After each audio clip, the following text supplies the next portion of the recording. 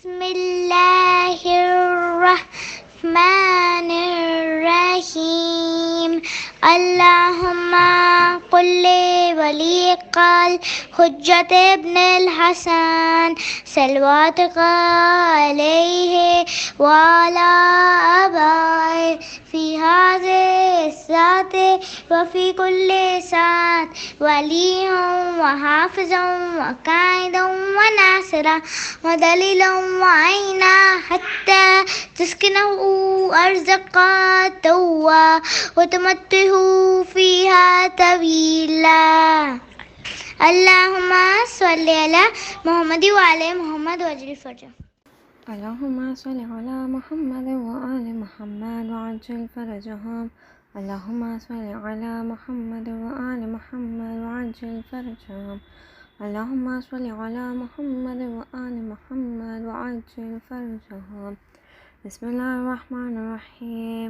عن جابر بن عبد الله الأنصاري أنه قال عن فاطمة الزهراء عليها السلام بنت رسول الله صلى الله عليه وآله قال سمعت فاطمة أنها قالت دخل علي برسول الله في بعض الأيام فقال السلام عليك يا فاطمة، فقلت عليك السلام. قال إني أجد في بدني ضعفا، فقلت له أعيذك بالله يا أبتاه من الضعف.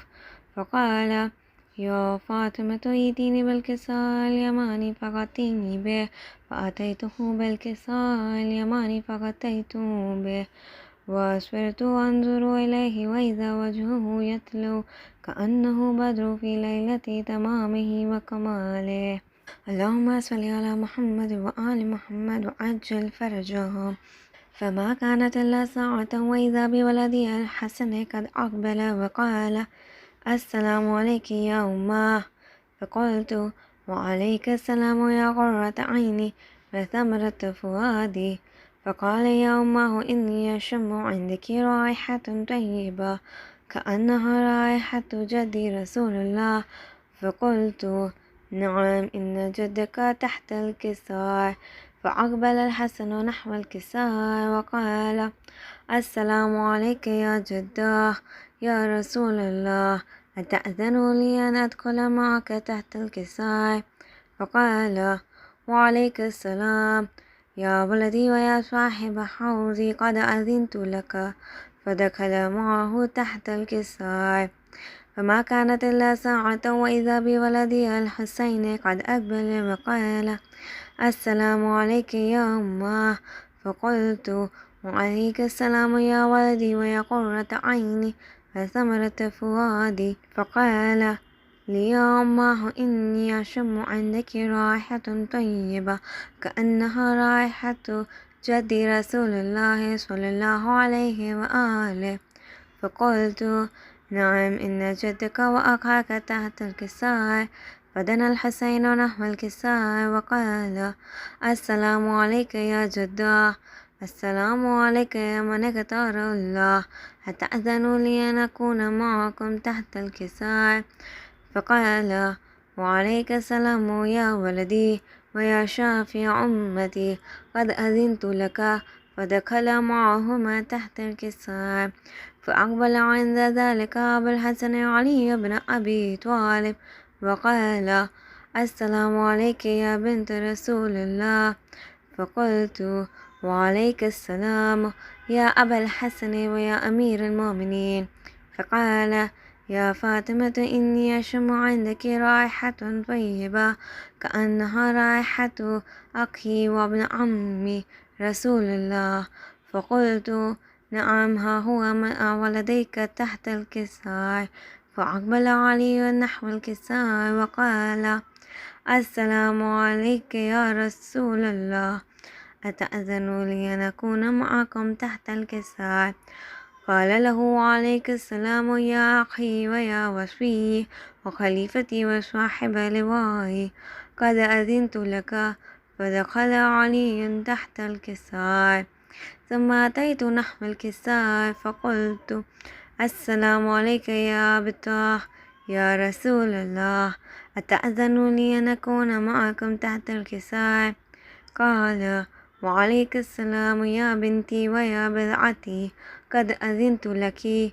فدخلت تحت الكساء فلما اكتملنا جميعا تحت الكساء أخذ أبي رسول الله بطرف الكساء وأومى بيده اليمنى إلى السماء وقال اللهم إن هؤلاء أهل بيتي وخاصتي وحامتي لحمهم لحمي ودمهم دمي يؤلموني ما يؤلمهم ويحزنني ما يحزنهم. أنا حرب لمن حاربهم وسلم لمن سالمهم وعدو لمن عاداهم ومحب لمن أحبهم. إنهم مني وأنا منهم فاجعل صلواتك وبركاتك ورحمتك وغفرانك ورضوانك علي وعليهم وأذهب عنهم الرجس وطهرهم تطهيرا. اللهم صل على محمد وآل محمد وعجل فرجهم. فقال الله عز وجل يا ملائكتي ويا سكان السماوات إني ما خلقت سماء مبنية ولا أرضا مدحية ولا قمرا منيرا ولا شمسا مضيا ولا فلكا يدور ولا بحر يجري ولا فلكا يسري إلا في محبة هؤلاء الخمسة الذين هم تحت الكساء. فقال الأمين جبرائيل يا ربي ومن تحت الكساء؟ فقال عز وجل هم أهل بيت النبوة ومعدن الرسالة هم فاطمة وأبوها وبعلها وبنوها. اللهم صل على محمد وآل محمد وعجل فرجه. فقال جبرائيل يا ربي أتأذن لي أن أهبط إلى الأرض ليكون معهم سادسا؟ فقال الله نعم قد أذنت لك.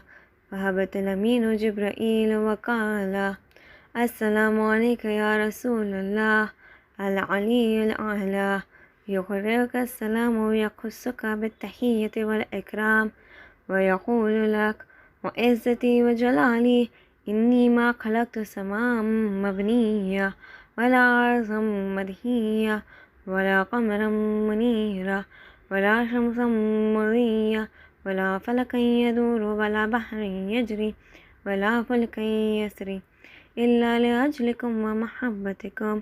وقد أذن لي أن أدخل معكم فهل تأذن لي يا رسول الله؟ فقال رسول الله وعليك السلام يا أمين وحي الله إنه نعم قد أذنت لك. فدخل جبرائيل معنا تحت الكساء فقال لي بأن الله قد أوحى إليكم يقول إنما يريد الله ليذهب عنكم رجس أهل البيت ويطهركم تطهيرا. اللهم صل على محمد وآل محمد وعجل فرجهم. فقال علي لأبي يا رسول الله أخبرني ما لجلوسنا هذا تحت الكساء من الفضل عند الله. فقال النبي والذي بعثني بالحق نبيا واصطفاني بالرسالة النجية ما ذكر خبرنا هذا في محفل من محافل أهل الأرض وفيه جمع من شيعتنا ومحبينا إلا ونزلت عليهم الرحمة وحفت بهم الملائكة واستغفرت لهم إلى أن يتفرقوا. فقال علي رضي والله فزنا وفاز شيعتنا ورب الكعبة. فقال النبي الثانية يا علي والذي بعثني بالحق نبيا واصطفاني بالرسالة النجية ما ذكر قبرنا هذا في محفل من محافل أهل الأرض وفيه جمع من شيعتنا ومحبينا وفيهم محموم إلا وفرج الله همه ولا مغموم إلا وكشف الله غمه ولا طالب حاجة إلا وقضى الله حاجته. فقال علي رضي والله فزنا وسعدنا وكذلك شيعتنا فازوا وسعدوا في الدنيا والآخرة ورب الكعبة. اللهم صل على محمد وآل محمد وعجل فرجهم. اعوذ باللہ من الشیطان الرجیم. بسم اللہ الرحمن الرحیم.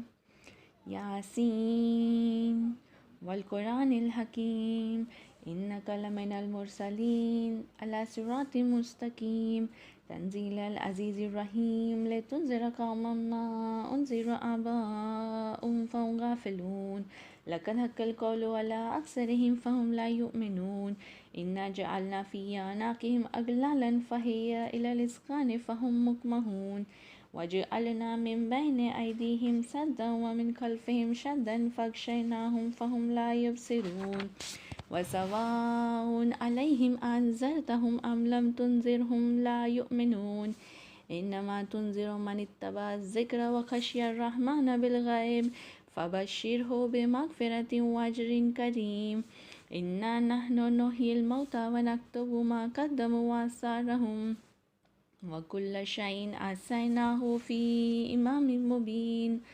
واضرب لهم مثلا أصحاب القرية إذ جاءها المرسلون إذ أرسلنا إليهم اثنين فكذبوهما فعززنا بثالث فقالوا إنا إليكم مرسلون قالوا ما أنتم إلا بشر مثلنا وما أنزل الرحمن من شيء إن أنتم إلا تكذبون قالوا ربنا يعلم إنا إليكم لمرسلون وما علينا إلا البلاغ المبين قالوا إنا تطيرنا بكم لئن لم تنتهوا لنرجمنكم وليمسنكم منا عذاب أليم قالوا طائركم معكم أئن ذكرتم بل أنتم قوم مسرفون وجاء من أقصى المدينة رجل يسعى قال يا قوم اتبعوا المرسلين اتبعوا من لا يسألكم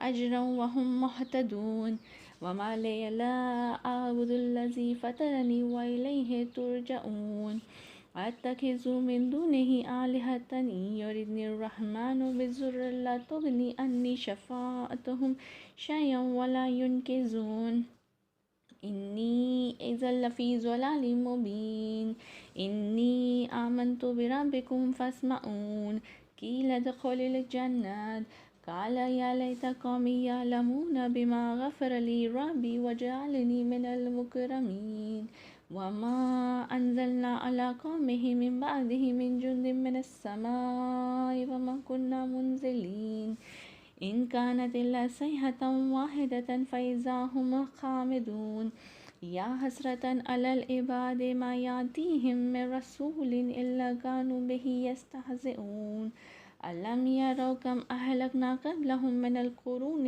أنهم إليهم لا يرجعون وإن كل لما جميع لدينا محذرون وآية لهم الأرض الميتة أحييناها وأخرجنا منها حبا فمنه يأكلون وجعلنا فيها جنات من نخيل وأعناب وفجرنا فيها من العيون ليأكلوا من ثمره وما عملت أيديهم أفلا يشكرون سبحان الذي خلق الأزواج كلها مما تنبت الأرض ومن أنفسهم ومما لا يعلمون وآية لهم الليل نسلخ منه النهار فإذا هم مظلمون والشمس تجري لمستقر لها ذلك تقدير العزيز العليم والقمر قدرناه منازل حتى عاد كالعرجون القديم لا الشمس ينبغي لها أن تدرك القمر ولا الليل سابق النهار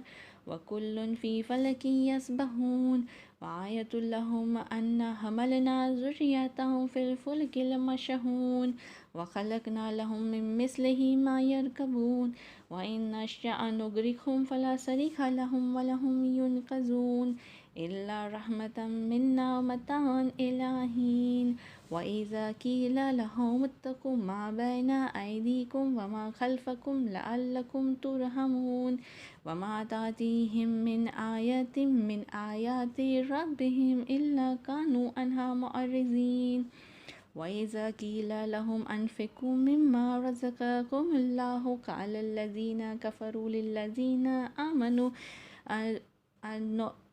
أَنُطْعِمُ مَنْ لَوْ يَشَاءُ اللَّهُ أَطْعَمَهُ إِنْ أَنْتُمْ إِلَّا فِي ضَلَالٍ مُبِينٍ وَيَقُولُونَ مَتَى هَذَا الْوَعْدُ إِنْ كُنْتُمْ صَادِقِينَ ما ينظرون إلا صيحة واحدة تأخذهم وهم يخصمون فلا يستطيعون توصية ولا إلى أهلهم يرجعون ونفخ في الصور فإذا هم من الأجداث إلى ربهم ينسلون قالوا يا ويلنا من بعثنا من مرقدنا هذا ما وعد الرحمن وصدق المرسلون إن كانت إلا صيحة واحدة فإذا هم جميع لدينا محضرون فاليوم لا تظلم نفس شيئا ولا تجزون إلا ما كنتم تعملون إن أصحاب الجنة اليوم في شغل فاكهون هم وأزواجهم في ظلال على الأرائك متكئون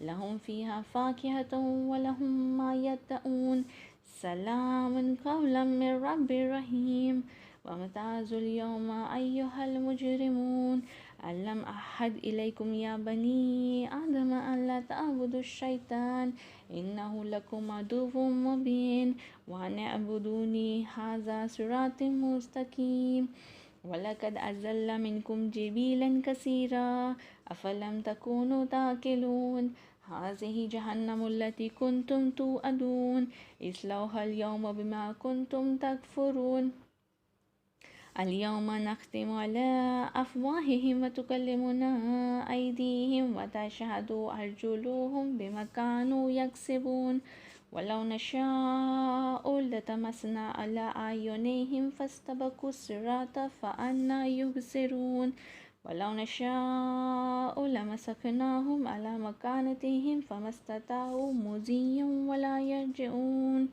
ومن نعمره ننكسه في الخلق أفلا يعقلون وما علمناه الشعر وما ينبغي له إن هو إلا ذكر وقرآن مبين لينذر من كان حيا ويحق القول على الكافرين أولم يروا أنا خلقنا لهم مما عملت أيدينا أنعاما فهم لها مالكون وذللناها لهم فمنها ركوبهم ومنها يأكلون ولهم فيها منافع ومشارب أفلا يشكرون واتخذوا من دون الله آلهة لعلهم ينصرون لا يستطيعون نصرهم وهم لهم جند محضرون فلا يحزنك قولهم إنا نعلم ما يسرون وما يعلنون أولم ير الإنسان أنا خلقناه من نطفة فإذا هو خصيم مبين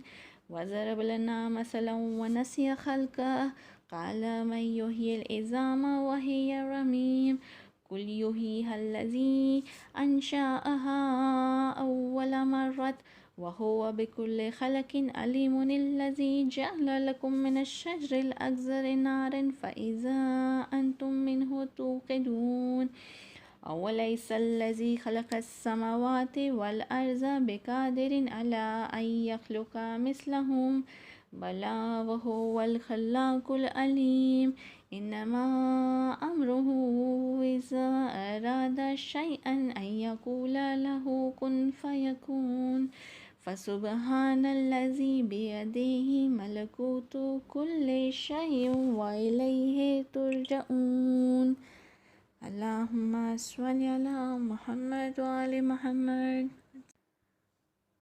اللهم صل على محمد وآل محمد وعجل فرجهم۔ دی تھی اماں نے جو پوشاک وہ لا دو زینب، اپنے ہاتھوں سے کفن مجھ کو پہنا دو زینب۔ آج مقتل میں فقط بات تمہاری ہوگی، ابھی اماں سے ملاقات ہماری ہوگی، ابھی اماں سے ملاقات ہماری ہوگی، کوئی پیغام اگر ہے تو سنا دو زینب، اپنے ہاتھوں سے کفن مجھ کو پہنا دو زینب، ہاتھ پابند رسن بہنا تمہارے ہوں گے، مجھ کو رہ رہ کے خیال آتا ہے لاشیں سے میرے، مجھ کو رہ رہ کے خیال آتا ہے لاشیں سے میرے، تیر کس طرح نکالو گی بتا دو زینب، اپنے ہاتھوں سے کفن مجھ کو پہنا دو زینب، میرے لاشے کی رہے گی تمہیں پہچان بہن، چاک کر دو میرے کرتے کا گریبان بہن،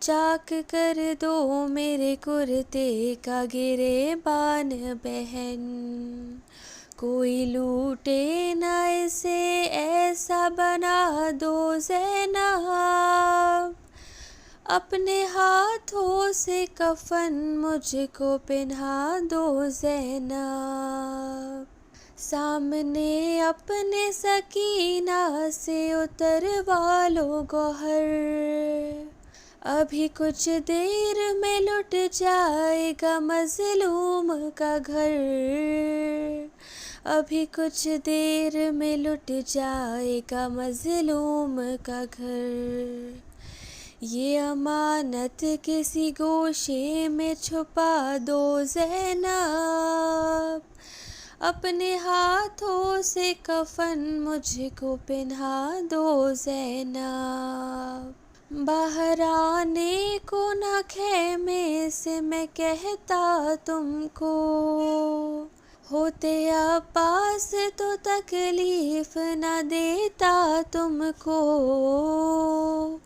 ہوتے عباس تو تکلیف نہ دیتا تم کو، بن کے عباس مجھے زی پہ بٹھا دو زینب، اپنے ہاتھوں سے کفن مجھ کو پہنا دو زینب، قید خانے کو سنبھالو یہ امانت بی بی، گود میں لو اسے مظلوم ہو رخصت بی بی،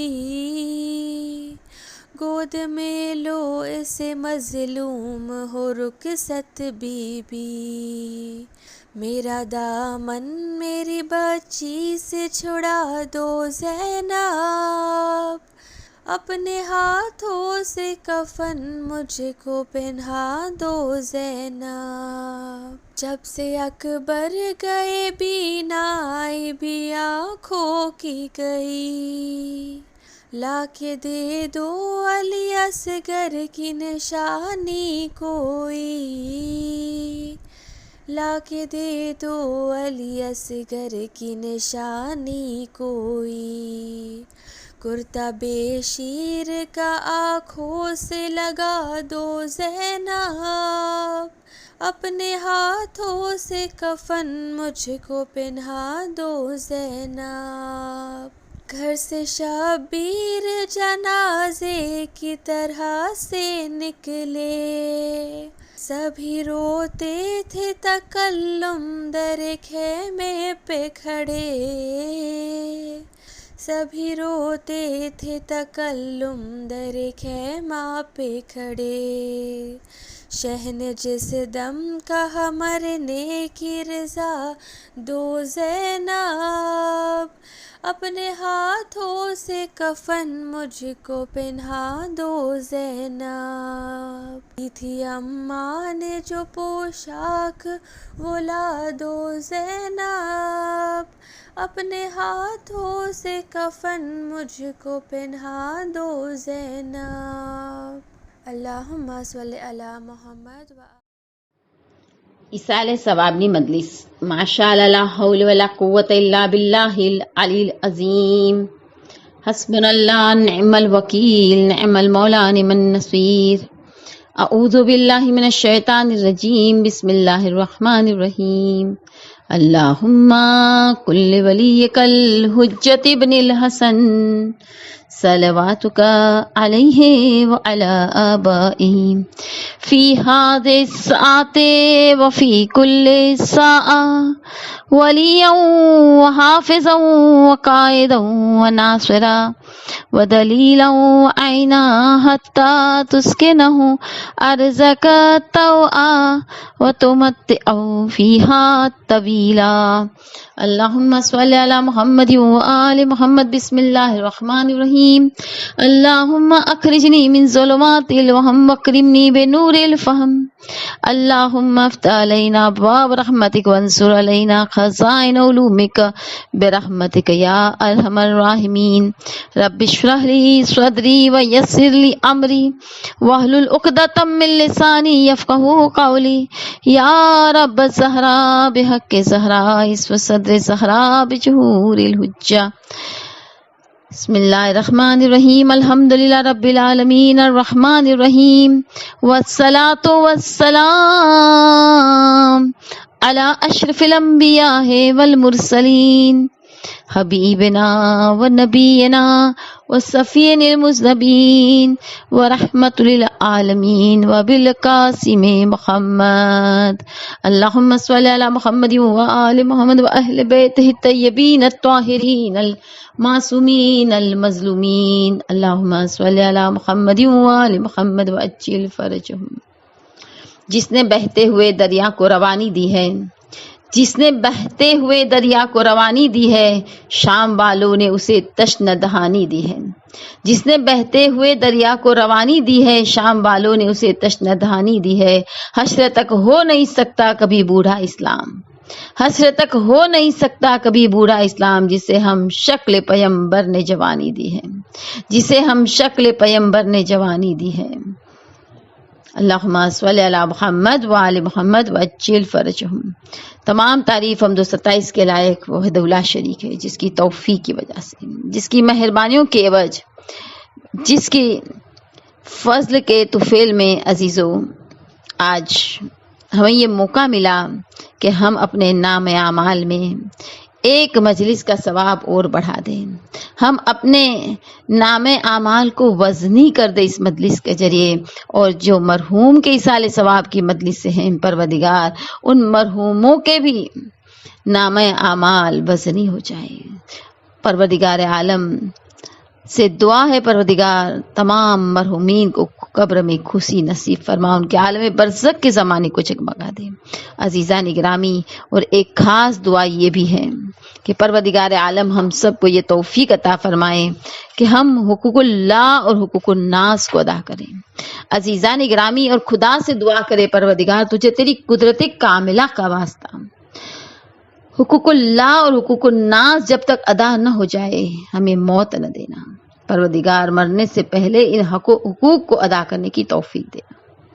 عزیزان گرامی، خصوصاً حقوق اللہ کتنا عظیم فریضہ ہے ہمارا، اس مجلس میں آپ کو بتانا چاہوں گی۔ مصباح الحسین نام کی کتاب ہے عزیزوں، اس میں قصہ لکھا ہوا ہے کہ شیخ عبد الطاہر خراسان کے رہنے والے بہت ہی نیک اور پرہیزگار شخص تھے۔ اپنی پچھلی عمر میں مکہ معظمہ آئے اور یہ طے کیا کہ اب میں مکہ چھوڑ کے کہیں نہیں جاؤں گا، اب میں مکے میں مجاوری کروں گا، اب میں ہمیشہ زندگی کے آخری پل تک مکے میں رہوں گا۔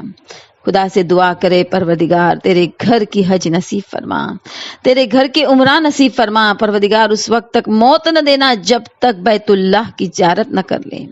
عزیزان گرامی، یہ جو عبدالطاہر خراسانی ہے وہ مجاوری کر رہے تھے، اسی عرصے میں مکے میں ایک شخص آیا، اس کے پاس کچھ ہیرے، کچھ جواہرات، کچھ نقد رقم تھی، یہ کسی کو امانت کے طور پہ سنبھالنے کے لیے دینا چاہتے تھے، اور کسی ایسے بھروسے والی شخصیت کی کھوج میں تھے کہ کوئی مجھے ایسا مل جائے جو امانت دار ہو عزیزان گرامی، تاکہ وہ اپنی امانت کو اس شخص کے حوالے کر کے خود جا سکے۔ لوگوں نے کہا کہ شیخ عبدالطاہر خراسانی بہت ہی امانت دار ہے، بہت نیک ہے، پرہیزگار ہے عزیزان گرامی، اور لوگوں کے کہنے کی وجہ سے انہوں نے یہ امانت شیخ صاحب کے پاس رکھی۔ عزیزوں، کچھ ہی وقت کے بعد شیخ صاحب کا انتقال ہو گیا، اور شیخ صاحب کے انتقال کے بعد کچھ وقت کے بعد جس نے امانت رکھی تھی وہ مکہ معظمہ جب واپس آتا ہے تو لوگوں نے کہا کہ شیخ صاحب کا تو انتقال ہو چکا ہے۔ عزیزان گرامی، اب وہ ان کے ورثے داروں کے پاس جاتا ہے، ان کے بچوں کے پاس جاتا ہے، جا کے کہتا ہے کہ میں نے ایک امانت تمہارے بابا کے پاس رکھی تھی۔ انہوں نے کہا اگر رکھی ہوتی، ہمیں کچھ کہہ کے گئے ہوتے تو ہم ضرور تمہیں واپس کر دیتے، مگر ہمیں کوئی انفارمیشن نہیں ہے، ہمارے بابا کے پاس یہ امانت تھی یہ بھی ہمیں نہیں معلوم، اور نہ انہوں نے ہمیں اس بارے میں کچھ بتایا ہے، نہ ان کی وصیت میں کچھ ہے۔ اب یہ اپنا سر پکڑ کے بیٹھ گیا، کیونکہ پوری زندگی کی پونجی اسی امانت میں تھی، اسی تھیلی میں تھی عزیزان گرامی۔ بیچارہ حیران اور پریشان ہے کہ کرے تو کیا کرے۔ ایک مالدار ترین شخص عزیزان گرامی کنگال ہو گیا، فقیر بن گیا، اب کرے تو کیا کرے، گھر والے کہتے ہمیں کچھ پتا نہیں۔ عزیزان گرامی، انہوں نے سنا تھا کہ ایمانداروں کی نیک روح آزاد ہوتی ہے، ایک دوسرے کو پہچانتی ہے، وادی السلام میں آتی ہے، رہتی ہے۔ وہ دعا کرنے لگا کہ خدا کوئی ایسا راستہ کر دے، خدا تو مسبب اسباب ہے، تو مفتح الابواب ہے، اور مجھے تجھ سے امید ہے کہ مجھے کسی بھی طرح یہ میری امانت مل جائے۔ اب عزیزان گرامی، وہ خدا سے دعا کرتے پروردگار مجھے شیخ صاحب کی روح کو میں دیکھ سکوں، شیخ صاحب سے میں مل سکوں، اور میرے مال کے بارے میں انفارمیشن حاصل کر سکوں۔ اب وہ وادی السلام نجف میں چلے جاتے ہیں۔ جب نجف چلے گئے اور وہاں جا کے شیخ صاحب کی روح کی ملاقات کے لیے کچھ اعمال کیے، کچھ دعائیں پڑھی عزیزان گرامی، اور کچھ وقت تک پڑھتے رہے، آخر مایوس ہو گئے۔ اور انہوں نے جب پوچھا تو کسی نے کہا کہ تم اتنی دعا کر رہے ہو، اعمال کر رہے ہو، مگر تمہیں شیخ صاحب کی زیارت اس لیے نہیں ہو رہی کہ شاید وہ وادی برہوت میں ہو ان کی روح، تم یہاں وادی السلام میں ان کی روح کو ڈھونڈ رہے ہو، یہاں ان سے ملاقات کرنا چاہتے ہو، مگر شاید وہ وادی برہوت میں ہو۔ وادی برہوت عزیزان گرامی یمن میں ہے، اور یہ ایسی وادی ہے کہ جو بڑی گہری ہے، جہاں ڈراؤنے کنویں ہیں عزیزان گرامی۔ اس وادی برہوت میں سے بہت ہی ڈراؤنی آوازیں آتی رہتی ہیں۔ اب یہ عزیزو امیر المومنین علی بن ابی طالب علیہ السلام کی آخری سلام کرتے ہیں، وداع کی زیارت پڑھتے ہیں وادی السلام سے عزیزان گرامی، جو نیک روحوں کے ظاہر ہونے کی جگہ ہے، جو اللہ کی رحمت کے برسنے کی جگہ ہے، وہاں سے وادی برہوت کی طرف چل پڑتے ہیں یمن میں۔ آخر جب وادی برہوت پہنچ ہی گئے تو وہاں نماز، روزہ، دعا، تسبیح میں مشغول ہو گئے، اعمال کرنے لگے، یہاں تک کہ ایک دن شیخ عبدالطاہر کو دیکھا تو انہوں نے پوچھا کیا تم وہی شیخ عبدالطاہر ہو؟ جواب ملا ہاں میں وہی شیخ عبدالطاہر ہوں۔ ترنت ہی دوسرا سوال کیا کہ کیا تم مکے میں مجاور تھے وہی ہو؟ کہا ہاں میں وہ مکے میں جو مجاور بن کے رہا تھا وہی ہوں۔ تب کہا کہ میری وہ امانت تم نے کہاں رکھ دی ہے اور یہ تمہاری کیسی حالت ہے؟ شیخ عبدالطاہر نے کہا کہ تیری امانت میرے گھر کے فلاں حصے میں ایک گڈھا کھود کے میں نے چھپا رکھی ہے، تو جا میرے بچوں کو اس جگہ کا پتہ دے، میرے بچے تجھے اس امانت کو دے دیں گے۔ اب عزیزان گرامی وہ کہتے ہیں کہ تو امانت کو لے جائے اس سے پہلے مجھے موت آ گئی، اور میں اپنے بچوں کو بتا نہ سکا کہ یہ امانت تیری میرے پاس پڑی ہے، تو میرے گھر جلدی سے جا اور یہ چیزیں تو لے لے، تیری امانت تجھے واپس مل جائیں گی۔ اب وہ اپنی بات کو آگے بڑھاتے ہیں۔ شیخ عبدالطاہر کہتے ہیں کہ تیرا یہ سوال کہ میں مکے کا مجاور تھا، میں نیک تھا، میں پرہیزگار تھا، مجھے کیوں یہاں رکھا گیا ہے؟ کہنے لگا شیخ عبدالطاہر کہ میں کم نصیب ہوں، اس پریشانی والی وادی برہوت میں جھکڑ گیا ہوں۔ میری بدقسمتی کی وجہ 3 گناہ ہیں جو حقوق الناس کے ہیں کہ میں نے انسانوں کے حقوق کو حق ادا نہیں کیا۔ یہ گناہ میرے لیے ایسے بن گئے جیسے مرغی کے پیر میں کوئی پتھر باندھ دے اور مرغی اڑ نہ سکے۔ میں نے زیارتیں کی ہیں، خود عزیزان گرامی خراسان کے رہنے والے مشہد مقدس کی زیارت کی تھی، کربلا جا کے آئے تھے، مکہ معظمہ میں مجاوری کی ہے، سب کچھ کیا تھا، مگر حقوق ادا نہیں ہوئے تھے۔ کہا کون سے وہ حقوق تھے؟ کہتے ہیں کہ دنیا میں بندوں کے جو میں نے حقوق ادا نہیں کیے، دنیا میں بندوں کے جو حق ادا نہیں ہوتے تو وہ حق ایسے پامال اسے کر دیتے ہیں کہ مرنے کے بعد نہ اہل بیت کا پڑوس ملتا ہے، نہ وادی السلام ملتا ہے، نہ مکہ معظمہ یا مدینہ منور جیسی جگہ مل سکتی ہے، جسم کہیں پر بھی دفن کیوں نہ ہو، مگر ان کی روح کو اچھی جگہ رہنا نصیب نہیں ہوتے کہ جہاں فرشتے بستے ہیں۔ اب عزیزان گرامی ہم دیکھیں کہیں ہمارے لیے بھی عبرت کے باعث ہوئی ہے۔ 3 وہ حق جو حقوق الناس کے تھے، جو شیخ عبدالطاہر کے وادی برہوت میں ان کی روح کے رہنے کا سبب بنا، عذاب کا سبب بنا۔ کہا شیخ نے فرمایا پہلا گناہ جو مجھے بتایا گیا وہ یہ تھا کہ میں مکہ معظمہ آ گیا، مگر خراسان میں میرے ماں باپ، میرے رشتہ دار، میرے دوست برادر سے میں نے رشتے کاٹ دیے تھے۔ خراسان میں رہنے والے میرے رشتہ داروں کے ساتھ، میرے دوست برادروں کے ساتھ میں نے رشتے کاٹ دیے تھے۔ اپنے رشتہ داروں کے ساتھ محبت بھرے رشتے میرے باقی نہیں رہتے۔ رشتہ داروں کے ساتھ رشتے کو توڑنا، قطع رحم کرنا حرام ہے۔ مجھے بتایا گیا کہ تم اپنی قوم کی طرف، اپنے کٹمب قبیلے کی طرف، اپنے رشتہ داروں کی طرف، اپنے خاندان کی طرف سخاوت سے برتاؤ نہیں کیا۔ عزیزو، ہم میں سے بھی کچھ لوگ ایسے ہو گئے جو اپنی اولاد اور والدین کا ضروری خرچ ادا نہیں کرتے، نہ اس بات کی فکر کرتے ہیں کہ ماں باپ اور اولاد کیسی فکر میں، کیسی پریشانی میں، کیسی مشکل میں ہو گئے۔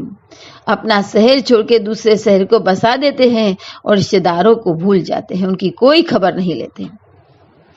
عزیزو، تو یہ ایک گناہ ہو گیا کہ رشتہ داروں کی خبر نہ لی۔ عزیزان گرامی، انہوں نے یہاں مکہ معظمہ آ کے خراسان کے رشتہ داروں کو بھول گئے، قطع رحم کر دیا۔ عزیزان گرامی، اب شیخ اپنے دوسرے گناہ کے بارے میں بتاتے ہیں کہ ایک شخص نے مجھے ایک دینار دیا تھا، مجھے حقدار کو پہنچانا تھا، مگر وہ حقدار کو پہنچا نہ سکا، کیونکہ مجھ سے شیخ صاحب کو کسی نے ایک دینار دیا تھا کہ کوئی لائق فرد کو دے دے، کوئی حقدار کو دیکھ دے، مگر شیخ صاحب نے بھولے سے وہ مذکور دینار جو لائق نہیں تھا ایسے شخص کو دے دیا، یعنی ایک مستحق محروم رہ گیا وہ دینار سے، اور نہ جانے اس مستحق کو کتنی تکلیف رہی ہوگی، اگر اسے مل جاتا تو وہ پرابلم میں نہ آتا۔ یعنی یہ دوسرا گناہ تھا کہ ایک دینار کسی نے دینے کے لیے کہا تھا کہ تم کسی حقدار کو دے دینا، وہ حقدار کو نہیں پہنچا سکے۔ تیسرا گناہ، میرے گھر کے پاس ایک عالم دین رہتے تھے، ایک مرتبہ میں نے ان کی بے عزتی کی۔ اللہ اکبر! عزیزان گرامی، عالم کا ہم پر کتنا بڑا حق ہے، وہ ہمارے مذہب سے جڑے ہوئے ہیں۔ عزیزان گرامی، آج علماء کی محنت نہ ہوتی تو مجھے بتاؤ آج ہمارے پاس یہ علم ہوتا؟ ہرگز نہیں عزیزو۔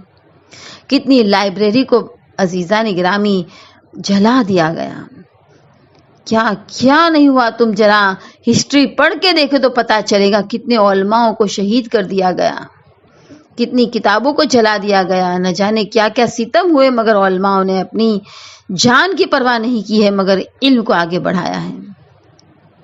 عزیزو پیغمبر اسلام حضرت محمد مصطفیٰ صلی اللہ علیہ وآلہ وسلم اللہم صلی علی محمد وآل محمد فرماتے ہیں کہ اگر کوئی ایک عالم کی بے عزتی کرے, اگر کوئی ایک عالم کو ذلیل کرے تو گویا ایسا ہے اس نے مجھے ذلیل کیا, اور جس نے عالم کے مرتبے کا خیال نہ کیا, اس کی بے عزتی کی, اس کو ذلیل کیا,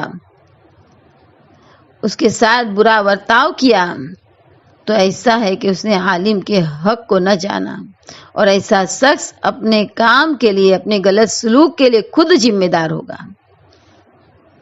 عزیزو سچ میں خدا سے کہے, خدا اگر تو عدل کے ذریعے ہمارے ساتھ کام لے گا تو ہم تو کہیں کے نہ رہیں گے. اے خدا ہمیں تیرے عدل سے خوف لگتا ہے. اے خدا تو ہم پر اپنا رحم اور فضل فرمانا, کیونکہ تیرے عدل کو برداشت کرنے کی مجھ میں طاقت نہیں ہے. عزیزان گرامی, آسان نہیں ہے کہ ہم رشتے داروں کے حق سارے ادا ہو گئے ہو, ہم سے معافی مانگتے رہے عزیزان گرامی, اور کوشش کرے بس یہ چند دن کی دنیا میں ہمیں ایسے کام کرنا ہے کہ ہمارا خدا ہم سے راضی ہو جائے. اب رشتے دار اچھے ہو یا رشتے دار برے ہو, مگر ہمیں رشتے داروں کے ساتھ اچھا سلوک کرنا ہے. عزیزان گرامی, اگر میرے رشتے دار نیک ہیں اور میں ان کے ساتھ اچھا برتاؤ کرتی ہوں کیونکہ وہ بھی میرے ساتھ اچھا سلوک کرتے ہیں, تو کون سی نیکی ہے اس میں؟ نیکی تو تب ہے جب رشتے دار برے ہو, ستا رہے ہو, غم دے رہے ہو, پریشان کر رہے ہو, اور ہم ان کے ساتھ اچھا سلوک کریں. عزیزان گرامی, جب ہمارا آخری وقت ہو یا ہمیں کوئی موقع مل جائے, مستحب ہے کہ ہم اپنے پڑوسی, اپنے رشتے دار, اپنے دوست برادر سے معافی مانگ لیں. اور عزیزان گرامی, کبھی یہ نہ کہے کہ میں نے ان پر احسان کیا ہے. نہیں, ان کے حق ادا ہو جائے تو بہت بڑی بات ہے. کبھی کہیں نہ کہیں عزیزان گرامی غلطی ہو جاتی ہے کہ رشتے داروں کے ساتھ, پڑوسی کے ساتھ ہم بد سلوکی کر دیتے ہیں, کبھی کسی کو تکلیف دے دیتے ہیں, کسی کا دل دکھا دیتے ہیں. عزیزان گرامی, ہم بھول جاتے ہیں, کسی کی غیبت کر لیتے ہیں, کسی پر تہمت رکھ دیتے ہیں. یہ ساری معافی زندگی میں مانگ لو.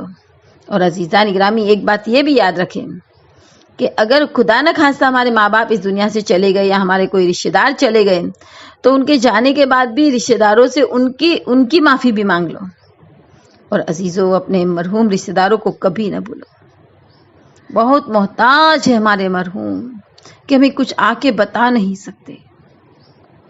زندگی میں عزیزان گرامی کوئی ایسا مجبور نہیں ہے جیسے مرحوم مجبور ہوتے ہیں. لہٰذا ہمیشہ ان کو تحفے بھیجا کرے الگ الگ, خاص کر کے ان کی واجبات پر توجہ دیں.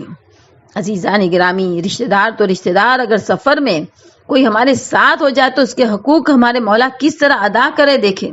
روایت میں ہے کہ ایک مرتبہ مولا علیہ السلام سفر کر کے کوفہ کی طرف واپس جا رہے تھے. راستے میں ایک شخص ان کے ساتھ ہو گیا. مولا علیہ السلام نے ان کا نام پوچھا, ان کا عزیزان گرامی کہاں رہنے والے ہیں, ان کے مذہب کے بارے میں انفارمیشن لی. جواب میں اس یہودی نے کہا کہ کوفہ کے نزدیک فلاں جگہ پر میں رہتا ہوں اور میں یہودی ہوں. حضرت علیہ السلام نے کہا کہ میں کوفہ میں رہتا ہوں, میں مسلمان ہوں. دونوں ساتھ ساتھ کوفہ کی جانب آ رہے تھے. اب دونوں باتیں کرنے لگے. وہ یہودی ہمارے مولا کے ساتھ بہت ساری باتیں کرنے لگا. چلتے چلتے ایک ایسی جگہ آئی جہاں مولا کائنات کو ٹرن لینا تھا کوفے کی جانب, مگر مولا نے ٹرن نہیں لیا, اس کے ساتھ ساتھ چلتے رہے, یہاں تک کہ اچانک اسے یاد آ گیا کہ ارے تمہارا ٹرن لینے کی جگہ تو چلی گئی, تم تو میرے گھر کی طرف آ رہے ہیں. مولا سے پوچھنے کہ کیا تم کوفہ جانا نہیں چاہتے؟ مولا نے کہا ہاں کیوں نہیں, میں کوفہ ہی جانا چاہتا ہوں. کہا کہ تمہارا خیال نہ رہا, دیکھو تم بہت آگے آ گئے, تمہارا راستہ تو پیچھے سے ہے. مولا نے فرمایا کہ مجھے یاد تھا کہ مجھے وہیں سے جانا ہے, مگر کیونکہ ہم کچھ دیر کے لیے ساتھ میں مسافری طے کر رہے تھے تو کیونکہ تم میرے ساتھ ہی تھے مسافری کے، تو میں نے چاہا کہ کچھ قدم چل کے میں تمہیں وداع کروں، تاکہ ساتھی مسافر کے لحاظ سے جو حق ہے وہ ادا ہو جائے۔ یہ سن کر وہ یہودی تعجب میں ڈوب گیا اور ایک بہترین سوال کیا کہ علی، یہ تمہارے پرسنل خیالات ہیں، نجی خیالات ہیں، یا تمہارے مذہب کی تعلیم ہے کہ اگر کوئی مسافری میں ساتھی ہو تو اس کو کچھ قدم تک چھوڑ کر آئے؟ عزیزان گرامی، مولا نے فرمایا کہ میرے مذہب کا یہ حکم ہے۔ یہ سن کر یہودی سوچ میں پڑ گیا، یہ مذہب کیسا ہے کہ اگر کوئی شخص اس کے ساتھ مسافری کچھ قدم تک کرے تو اس کا بھی اتنا حقوق کا خیال رکھتا ہے۔ عزیزان گرامی، اب وہ شخص دوسرے ہی دن کوفے میں آیا۔ یہ جتنا وقت گزرا عزیزوں، وہ سوچتا رہا اس مذہب کے بارے میں۔ دوسرے دن کوفہ آیا، وہاں کی مسجد میں دیکھا کہ کل جو عرب میرے ساتھ باتیں کر رہا تھا، پیار سے، محبت سے، تواضع سے، انکساری کے ساتھ، محبت کے ساتھ، اس کو تو بہت سارے لوگوں نے گھیر کے رکھا ہے اور ہر ایک ان کے ساتھ عزت سے بات کر رہا ہے۔ یہودی نے کسی سے سوال کیا کہ یہ شخص کون ہے کہ جسے اتنی ساری عزت مل رہی ہے، سارے کے سارے لوگ اس کو عزت دے رہے ہیں؟ کہا کیا تو نہیں جانتا؟ کیا تو یہاں کا رہنے والا نہیں؟ کہا میں یہاں کا نہیں ہوں، میں کوفے کے باہر سے آیا ہوں۔ کہا یہ ہم مسلمانوں کے خلیفہ امیر المومنین علی ابن ابی طالب علیہ السلام ہیں۔ یہودی کو بہت تعجب ہوا کہ کل مسلمانوں کے سردار میرے ساتھ بھی کتنے پیار سے، کتنی محبت سے، کتنی انکساری سے بات کر رہے تھے۔ عزیزان گرامی، مولا علیہ السلام کے اس اچھے سلوک کی وجہ سے، اس اچھے اخلاق کی وجہ سے اتنا متاثر ہوا ہے وہ یہودی کہ مولا کے قدموں پہ گر گیا اور مسلمان ہو کے مولا کے خاصیوں میں بن گیا۔ عزیزان گرامی، سوچے ایک اچھے لوگ کہتے ہیں تلوار سے دین پھیلا ہے، تلوار سے اسلام پھیلا نہیں، تلوار سے پھیلا صحیح ہے مگر اخلاق کی تلوار سے۔ عزیزان گرامی، اگر ہم نے جو حق ہے حقوق الناس سے اس کو ادا نہیں کیے اور اگر ہم اس دنیا سے چلے گئے تو قیامت کے دن پل صراط پر سخت عذاب میں جکڑ جائیں گے۔ عزیزو، صراط ہے کیا؟ خاتم الانبیاء حضرت محمد مصطفیٰ صلی اللہ علیہ وسلم ارشاد فرما رہے ہیں، آپ نے فرمایا کہ جب قیامت آئے گی تب جہنم کو حشر کے میدان میں کھینچ کے لایا جائے گا۔ اس کی 1000 رسیاں ہوگی اور ہر رسی مضبوط اور طاقتور فرشتوں کے ہاتھ میں ہوگی۔ جب اسے کھینچی جائے گی تب اس میں سے ایک آواز اٹھے گی۔ عزیزان گرامی، ایسے عالم میں کہ جب جہنم کو لائی جائے گی محشر کے میدان میں، عزیزان گرامی، اس کی آواز بلند ہو کے اٹھ رہی ہوگی، اس کی آگ کی آواز، تو اس وقت سب لوگ کہے گے یا ربی یا ربی، اے پروردگار ہماری فریاد کو پہنچ، سوائے خاتم الانبیاء کہہ رہے ہوں گے۔ عزیزان گرامی، سب لوگ نفسی نفسی پکار رہے ہوں گے، سوائے خاتم الانبیاء کے کہہ رہے ہوں گے امتی امتی، خدایا میری امت کی فریاد کو پہنچ۔ اور عزیزان گرامی، پیغمبر اسلام ایک مہربان باپ کی طرح اپنی امت کے نجات کے لیے ٹینشن میں ہو گئے۔ روایت میں ہے کہ جب جہنم کو لایا جائے گا تب ایک پول اس پر بچھایا جائے گا جس پر ہو کر لوگ بہشت میں داخل ہوں گے۔ عزیزان گرامی، رسالت مآب صلی اللہ علیہ وسلم سے روایت ہے کہ صراط کی جو لینتھ ہے وہ 3000 سال کی مسافرت تک جتنی ہے، جس میں 1000 سال جتنا اونچے چڑھنا ہے، ایک نیچے اترنا ہے۔ اور عزیزان گرامی، 1000 سال کا راستہ پتھرالی زمین ہے، بیچی ہے، جانوروں کے بیچ سے جانے والا ہے۔ صراط کو پار کرنا آسان نہیں ہے۔ عزیزان گرامی، ہمارے جو اعمال ہے، ہمارا جو عقیدہ ہے، ہم نے دنیا میں جو کام کیا ہے، اس کی روشنی کے مطابق ہم چلیں گے اس پل صراط پہ۔ عزیزوں، ہم سب جانتے ہیں کہ پل صراط بال سے زیادہ باریک ہے، تلوار کی دھار سے زیادہ تیز ہے۔ اور عزیزان گرامی، بال سے زیادہ باریک، تلوار کی دھار سے زیادہ تیز اور آگ سے زیادہ گرم اس پل صراط کو ہمیں یا علی مدد کہہ کے پار کرنا ہے۔ رسالت ماں بیٹھے ہیں اور عزیزان گرامی ان کے پاس ان کے اصحاب بیٹھے ہیں، اور پل صراط کی تعریف، پل صراط کیسا ہوگا یہ بیان کر رہے ہمارے رسول۔ ایک مرتبہ صحابیوں نے کہا تو ٹھیک ہے، پھر تو تم اکیلے ہی جنت میں جاؤ گے، کیونکہ جہنم ہوگی، جہنم پہ پل صراط ہوگا، اور پل صراط پار کرنا تو آسان نہیں ہے، کٹ کٹ کے اندر گر جائیں گے۔ یا رسول اللہ صرف آپ ہی بیٹھے ہوں گے؟ کہا نہیں، جس خدا نے پل صراط کو بنایا ہے اس خدا نے پل صراط پار کرنے کا ذریعہ بھی بنایا ہے، اور وہ ہے محبت اہل بیت علیہ السلام، محبت علی علیہ السلام۔ عزیزان گرامی، پل صراط پار ہونے کا ذریعہ علی کی محبت ہے۔ جب علی علیہ السلام ویزا دیں گے تو ہم انشاءاللہ پل صراط بجلی کی طرح پاس کر دیں گے۔ عزیزان گرامی، صراط پر کوئی نور نہیں ہے، بس اندھیرا ہی اندھیرا ہے۔ سورج اور چاند کا تو وہاں کوئی کام ہی نہیں ہے، وہاں کوئی روشنی نہیں ہے سوائے محمد صلی اللہ علیہ وسلم کا نور۔ قیامت کے دن عزیزان گرامی، محمد صلی اللہ علیہ وسلم، ان کی اہل بیت کی محبت کا نور انسان کو کام آئے گا، تلاوت قرآن کا نور کام آئے گا، ذکر خدا کا نور کام آئے گا۔ اللہ اکبر، کتنا ذکر کرنا چاہے، کتنا تلاوت کرنا چاہے، مگر اپنی زبان کو ہم کتنے کیسے کیسے کاموں میں ملوث رکھتے ہیں۔ یہ غیبت، یہ حسد، یہ تیری میری سب کو چھوڑ کے عزیزو زیادہ سے زیادہ ذکر خدا کرنے کی ضرورت ہے، تلاوت قرآن کرنے، یہ سب کام آنے والے پل صراط پر۔ خلوص کا نور ہوگا، یہ سارے نور ہر طرف سے عزیزان گرامی گولڈن کرنیں پھینک رہے ہوگے، جو ہماری سامنے، ہماری بائیں طرف، ہماری دائیں طرف کو جگمگا دیں گے۔ تو عزیزان گرامی، الحمدللہ الحمدللہ، کوٹ کوٹ کے یہ نور بھرا ہوا ہے محمد اور آل محمد کی محبت کا نور، یہ تو ہے ہی ہے۔ پھر ہم اور کون سے نور ساتھ لے کے جائیں گے؟ یہ نور ہے تو دوسرے نور کام آئیں گے، محبت کا نور ہے تو یہ نور کام آئیں گے، تلاوت قرآن کا نور، ذکر خدا کا نور، خلوص کا نور، اور یہ سارے نور عزیزان گرامی لے کر ہم پل صراط کو پار کرنے والے ہیں۔ ہر انسان اس دنیا میں اپنی زندگی میں ہی اپنے اعمال کے ذریعے کچھ نور حاصل کیے ہوگے۔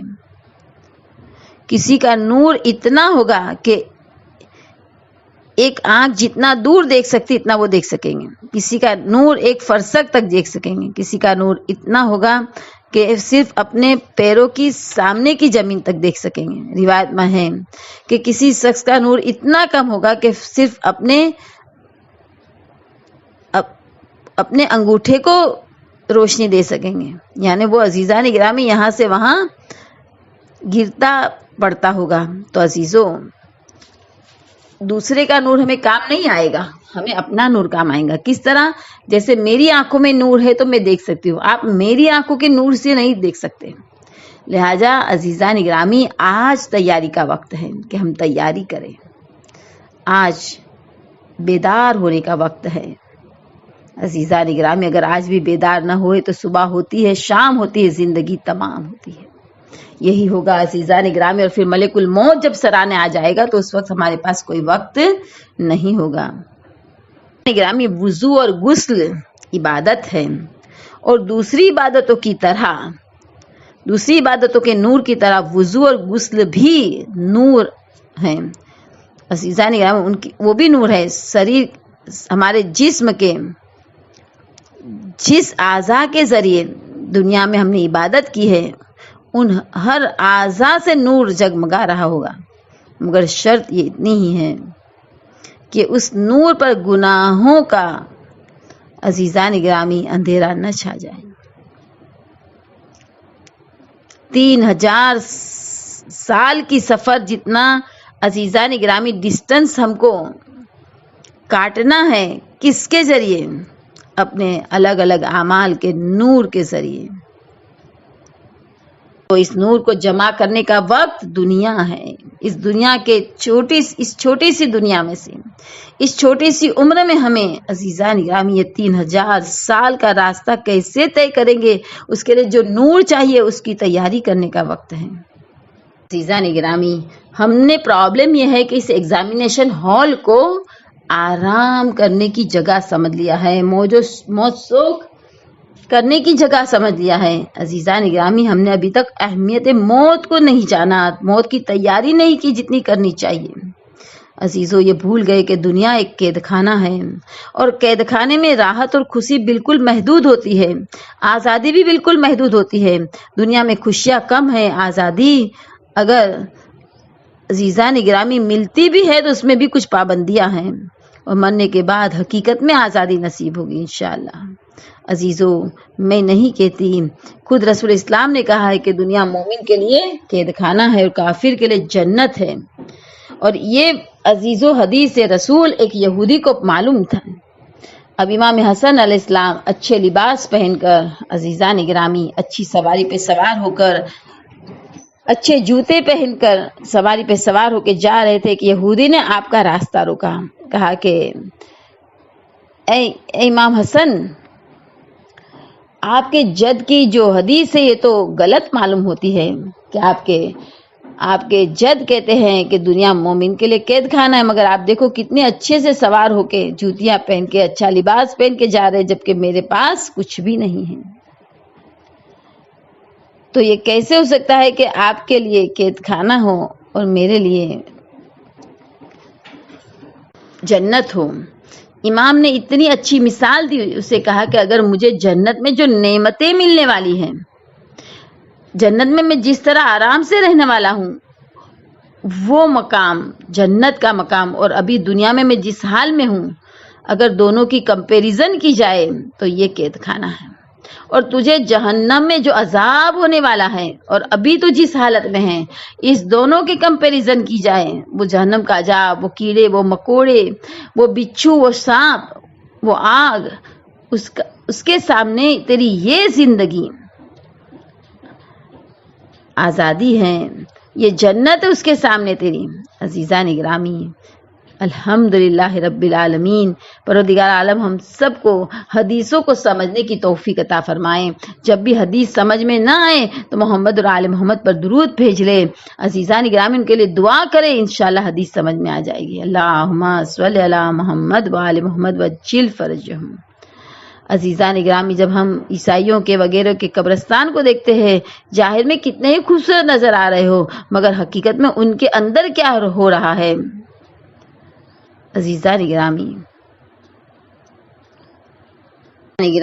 شیخ بہائی نے پورا واقعہ لکھا ہے کہ جناب خضر و جناب موسیٰ کا ایک اولو العزم پیغمبر، جناب خضر کے لیے تو عزیزان گرامی خوئی صاحب کہتے میری تحقیق یہاں تک نہیں پہنچ سکی کہ وہ پیغمبر تھے یا نہیں، مگر استاد جناب موسیٰ حضرت خضر ضرور تھے۔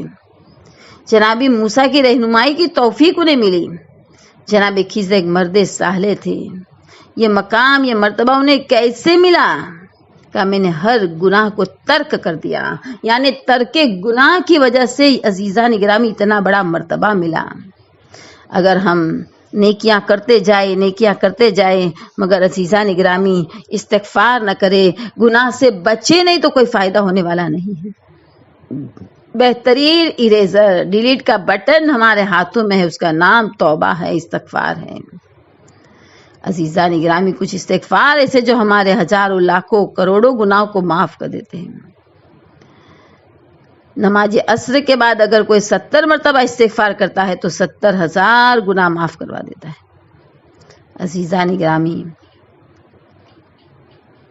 نماز کے بعد بغیر پہلو بدلے، یعنی ہم کو پہلو بدلنا نہیں ہے، جس طرح ہم تسبیح زہرا سلام اللہ پہلو بدلے بغیر پڑھتے ہیں تو ہمارے گناہ معاف ہو جاتے ہیں، اس سے پہلے کہ ہم جا نماز سے اٹھے۔ اسی طرح یہ عزیزان گرامی استغفار بھی پہلو بدلے بغیر کرنا ہے۔ کیا ہے وہ استغفار؟ ماشاءاللہ بہت زیادہ لوگ اس استغفار کو پڑھ لیتے کہ دریا کے، عزیزان گرامی، دریا کے موجوں کے برابر ہوں گے، یا ریگستان کے ریت کے ذرہ برابر بھی ہوگے تو بھی اس کے گناہ معاف ہو جائیں گے. وہ استغفار ہر نماز کے بعد پڑھنا ہے. استغفر اللہ الذی لا الہ الا هو الحی القیوم ذو الجلال والاکرام واتوب الیہ. مجموعے میں عزیزان گرامی یہ استغفار دیا گیا ہے 3 مرتبہ ہر نماز کے بعد پڑھنا ہے. استغفر اللہ الذی لا الہ الا هو الحی القیوم ذو الجلال والاکرام واتوب الیہ.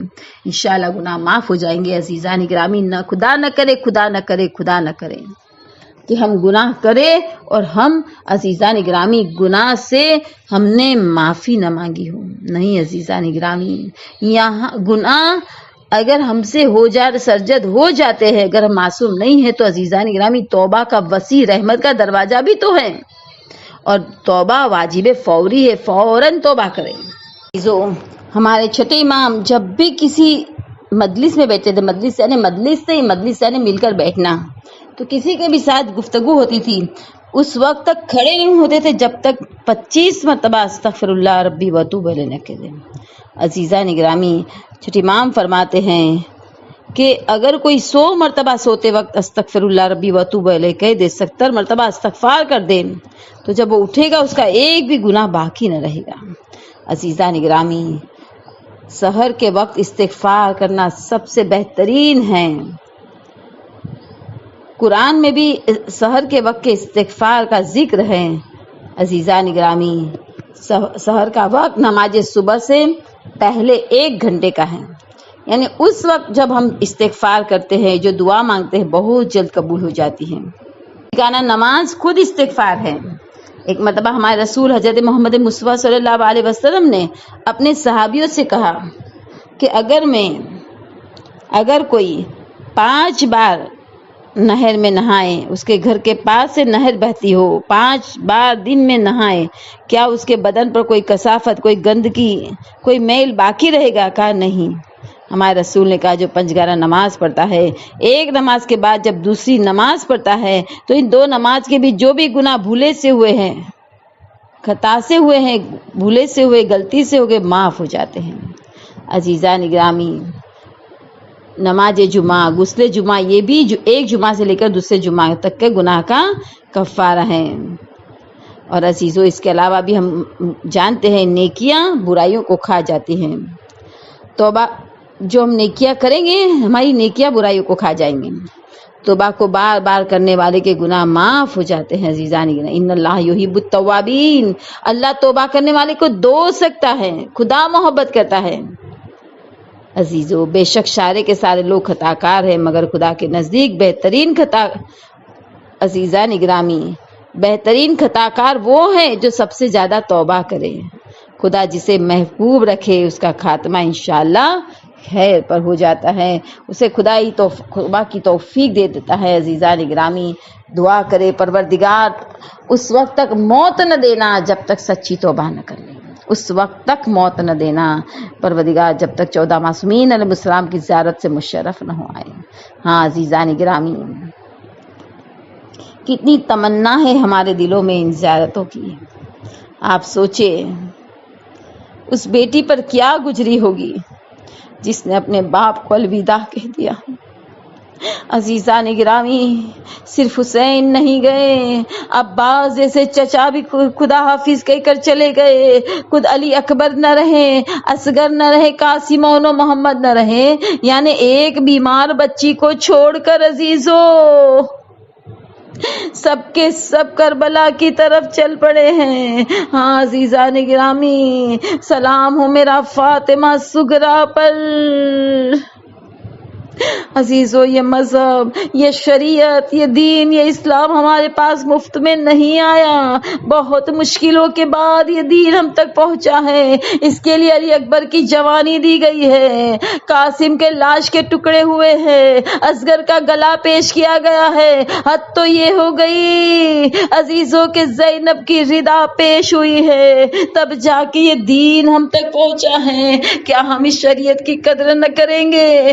ضرور کریں کریں گے، ہم نہیں قدر کریں گے تو کون کرے گا؟ عزیزو، جب بھی مصائب پڑے جاتے ہیں ہماری آنکھوں سے آنسو نکلتے ہیں، ہمارے ضمیر جاگ جاتے ہیں کہ اتنی مصیبتوں کے بعد دین پہنچا ہے، ہم اس دین پر ضرور عمل کریں گے، ہم کبھی بھی اپنی شریعت کی مذاق نہیں اڑائیں گے۔ ہاں عزیزان گرامی، جناب فاطمہ صغریٰ اب تنہا ہے، کیونکہ پورا کا پورا قافلہ الوداع کہہ کے چلا گیا ہے۔ مجھے نہیں معلوم اس بچی نے کیسے، کس طرح یہ دن گزارے ہیں۔ اب جب قافلہ واپس آیا ہے، خدا کسی کو ایسا نہ دکھائے۔ ہائے، جب قافلہ گیا تھا سروں پہ شوہروں کے سائے سلامت تھے، گودیاں بھری ہوئی تھی، مگر جب قافلہ واپس آیا ہے ام کلثوم نے ایک ندا دی، اے مدینے والو ہمارے آنے کو قبول نہ کرنا۔ ارے جب ہم یہاں سے گئے تھے ہماری گودیاں آباد تھی، ہمارے سر پر ہمارے شوہروں کا سایہ سلامت تھا۔ لو عزاداران امام مظلوم کربلا، خدا کسی غم میں نہ رلائے سوائے غم حسین، سوائے غم سید الشہداء۔ عزیزو، جناب فاطمہ صغریٰ کو پتہ چلا تو ایک مرتبہ عصا کا سہارا لیا، نانی ام سلمہ کو ساتھ لیا، ملنے کو چلی کہ قافلہ آیا ہے، سنا ہے قافلہ آیا ہے۔ ایک مرتبہ کیا دیکھا عزیزو، جناب زینب سے ملاقات ہوئی، کہا میں نے سنا ہے کوئی قافلہ واپس آیا ہے، کیا تم نے میرے بابا کو دیکھا؟ ایک مرتبہ عزیزو، جناب فاطمہ صغریٰ جناب زینب کو تو نہ پہچان سکی، مگر جناب زینب نے صغریٰ کو پہچان لیا، کلیجے سے لگا لیا۔ اے فاطمہ صغریٰ، تو نے ہمیں نہ پہچانا، میں تیری پھوپھی زینب ہوں۔ اب عزیزان گرامی، جب پھوپھی زینب کی دل کی دھڑکنوں کو احساس کیا، ایک مرتبہ صغریٰ نے کہا بابا کہاں ہے، چچا جان کہاں ہے، علی اکبر کہاں ہے؟ ہاں، ایک بیمار بچی کو عزیزان گرامی 72 کے مرنے کی خبر سنانی ہے۔ ہائے جناب زینب، میرے ماں باپ آپ پر فدا ہو جائے بی بی، کٹھن مرحلہ ہے، کس طرح کہے کہ کوئی نہیں بچا، بس اتنا کہا اے صغریٰ سید الساجدین کے علاوہ مردوں میں کوئی باقی نہیں ہے۔ صابر امام کی صابرہ بیٹی نے اسلام کے خاطر دی گئی اس قربانی کی وجہ سے صبر کیا، تحمل کیا۔ ایک مرتبہ کہا سکینہ کو ڈھونڈنے نکلی، ایک ایک کی انگلی پر جا کے دیکھ رہی ہے، کہا کیا ڈھونڈ رہی ہو؟ کہا میری بہن سکینہ، میں بہن سے دل بہلا لوں گی۔ ہائے رباب کیا جواب دے؟ ایک مرتبہ کہا صغریٰ سکینہ تو شام کے قید خانے میں سو گئی، صغریٰ سکینہ نے تمہیں سلام بھیجا ہے اور کہا ہے بہن معاف کر دینا، میں چچا کو لینے بھیج نہ سکی۔ لو عزیزان گرامی، صابر امام کی صابرہ بیٹی نے اب گودیوں میں تلاش کرنا شروع کیا۔ عزیزان گرامی، ایک مرتبہ کیا ہوا، ایک بی بی کی گود میں دیکھا کوئی بچہ نہیں، دوسری بی بی کی گود میں۔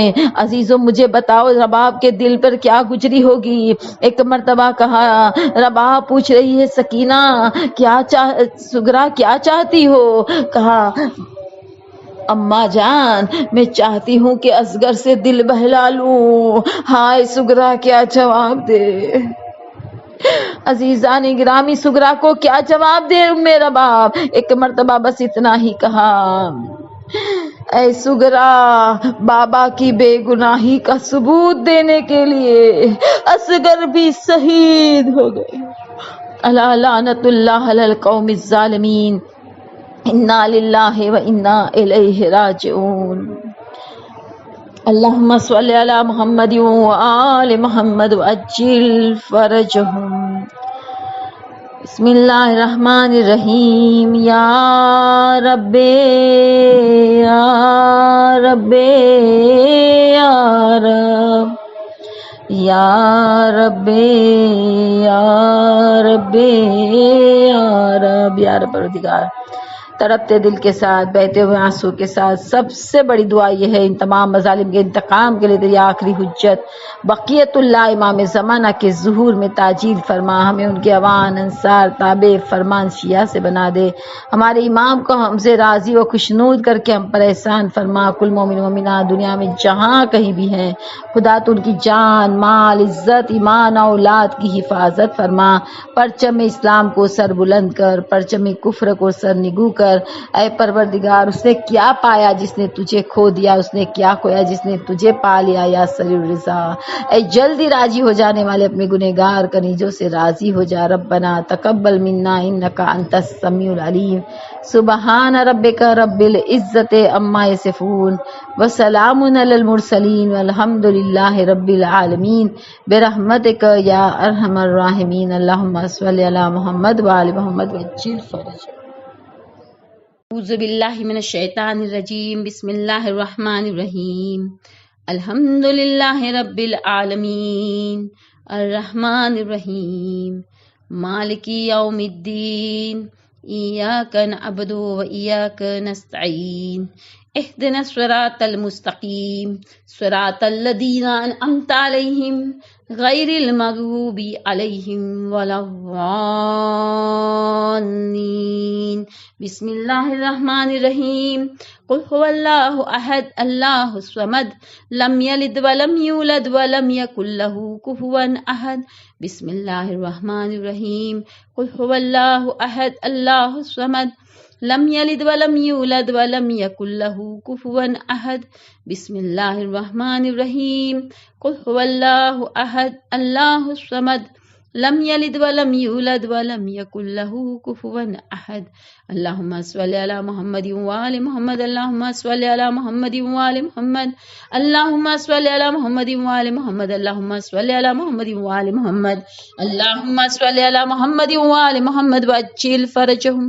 اس سورہ فاتحہ مجلس کا اجر و ثواب پنجتن پاک 12 امام 14 معصوم 72 شہید تمام اہل بیت تمام اہل حرم جناب مسلم علیہ السلام فرزندان مسلم علیہ السلام ارواح 1,24,000 پیغمبر خصوصاً شہزادی کونین مادر حسنین فاطمۃ الزہرا سلام اللہ علیہ وسلم کو ہدیہ کرتے ان کے طفیل صدقے وسیلے میں کل مرحوم مومن مومنات بانی مجلس اور حاضرین مجلس کے تمام مرحوم خصوصاً مرحوم حاجی داؤد بھائی جمانی، رجب علی بھائی بھانجی، سگرا بائی بنتے گگجی بھائی، عبداللہ بھائی گگجی بھائی، کلثوم بھائی چگن بھائی، وزیر بھائی عبداللہ بھائی، برکت علی عبداللہ بھائی، رمضان علی عبداللہ بھائی، بہادر علی عبداللہ بھائی، مرحوم دولت بین بنتے عبداللہ بھائی، مرحوم شیربانو بین بنتے چھگن بھائی، مرحومہ